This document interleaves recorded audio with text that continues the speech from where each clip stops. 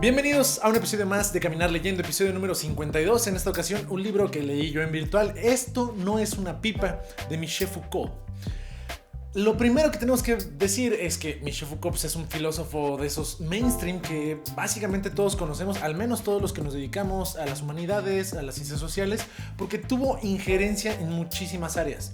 Desde la economía, ¿no? Con el libro de las palabras y las cosas, ahí se mete un poco en eso, también en la biología, y tiene muchas discusiones acerca del género, la historia de la sexualidad, la historia de la locura, vigilar y castigar, etc. Son muchísimos los libros que son muy famosos de Michel Foucault.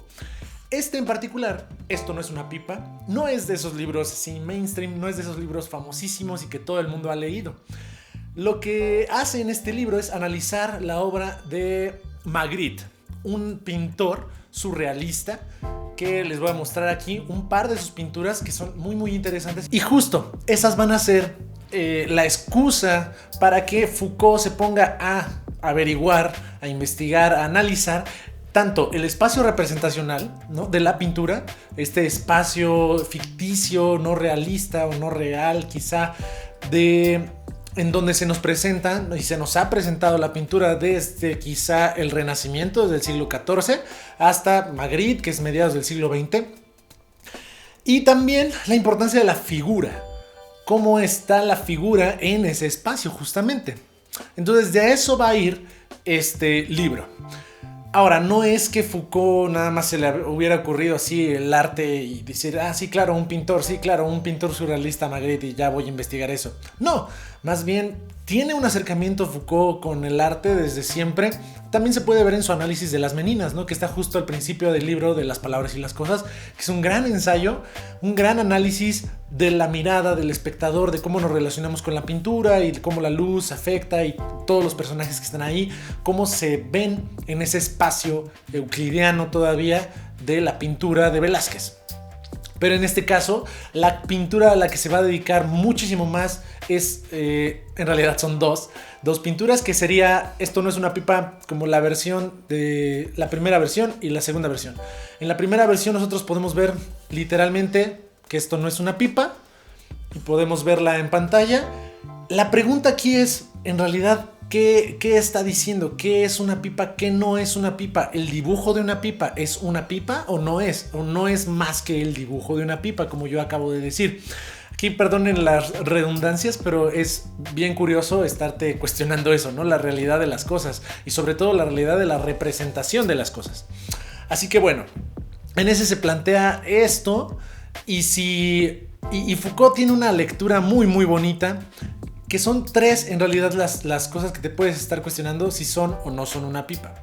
Primero, el dibujo. ¿El dibujo es una pipa? ¿El dibujo de alguna manera es solo la representación o en realidad es una pipa? Es una pipa dibujada, podríamos decir, ¿no? Cambiando ahí el orden de las palabras es importante. No es el dibujo de una pipa, sino es una pipa dibujada, diría cosas muy diferentes.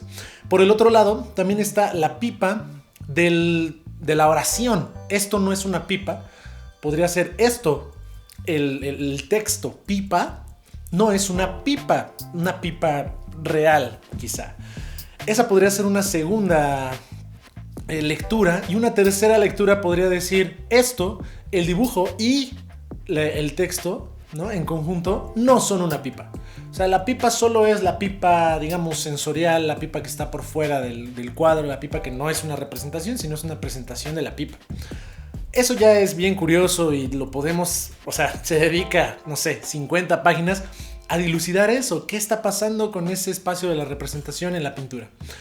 Pero por otro lado, la segunda obra que va a tener de las pipas es esta otra, en donde la pipa no solo está como pipa, digamos, una sola vez, sino que también está en un cuadro, en un pedestal que se está presentando, ¿no? Entonces ya tenemos como ahí un doble grado en donde tenemos que analizar. Primero está esta pipa que pareciera una pipa ideal, una pipa así perenne y trascendental, que está en la parte superior del cuadro. Y podríamos decir, bueno, esa puede ser la pipa, pero entonces lo que no es una pipa es la pipa que está pintada, o bueno, que está sobre un lienzo, sobre la representación de un lienzo abajo, ¿no? Que esa pipa también es curiosísima porque si ustedes ven la sombra parece inmaterial, no parece que proyecte la sombra que debería de estar proyectando, solo las patitas proyectan una sombra sobre el lienzo, entonces es bien extraño cómo está eso. Digo, Foucault ahí hace una lectura bastante profunda de eso, de qué es lo que está sucediendo, pero yo todavía veo más cosas de las que está viendo Foucault, pero eso se los dejo a ustedes para que lean este libro y vean si están de acuerdo con Foucault, si dicen que no llegó lo suficientemente lejos o si dicen que no, ya se pasó Foucault. Bien, entonces ahí las 3 lecturas que teníamos en la primera pintura, bueno, en el primer dibujo, en la segunda se repiten, pero se potencian, se dan en 2 grados, ¿no? Con esta pipa de arriba, perenne, ideal, y con la pipa dibujada dentro de un dibujo. Entonces siempre es autorreferencial y se va volviendo una geometría fractal, así, autosimilitud.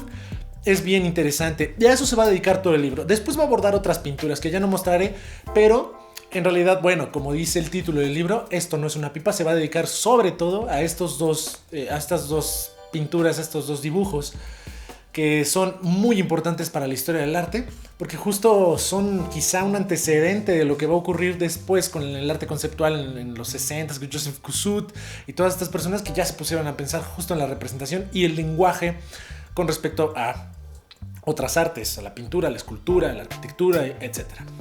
Muy bien, este es un libro bien cortito, así que lo pueden leer muy rápido y con eso vamos a las calificaciones justamente. En términos de dificultad de lectura, le voy a poner un 3. A veces, como les decía, con estas redundancias así, la circularidad del lenguaje y esto, se vuelve difícil seguir el hilo, pero no, nada muy grave, está bastante entendible y sobre todo viendo los dibujos y tú cuestionándote los dibujos. En cuanto a velocidad de lectura, se lee bastante rápido, entonces le voy a dar un 4. Y aparte es muy chiquitito el libro. Y si lo recomendaría, le voy a dar un 4.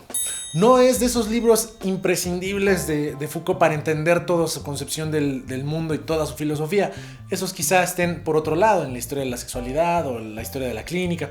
Otras cosas en donde plantea más bien toda esta de la vigilancia, el panóptico y etc. Acá no. Esto es quizá otro Foucault. Que digo, sigue pensando en los mismos términos, pero pues está analizando otras cosas, no está dedicado aquí a la sociedad en sí, ni nada, ¿no? Se pueden ver guiños, pero no así. Entonces por eso nada más se queda en 4, no es de esos imprescindibles de Foucault, pero es un buen libro para leer, sobre todo para los teóricos del arte. O sea, si te interesa la pintura o algo así, es un libro excelente para entrar a la filosofía del arte, sobre todo de la mitad del siglo XX. Muy bien, pues si les gustó, comenten, suscríbanse y yo los veo en el próximo episodio de Caminar Leyendo.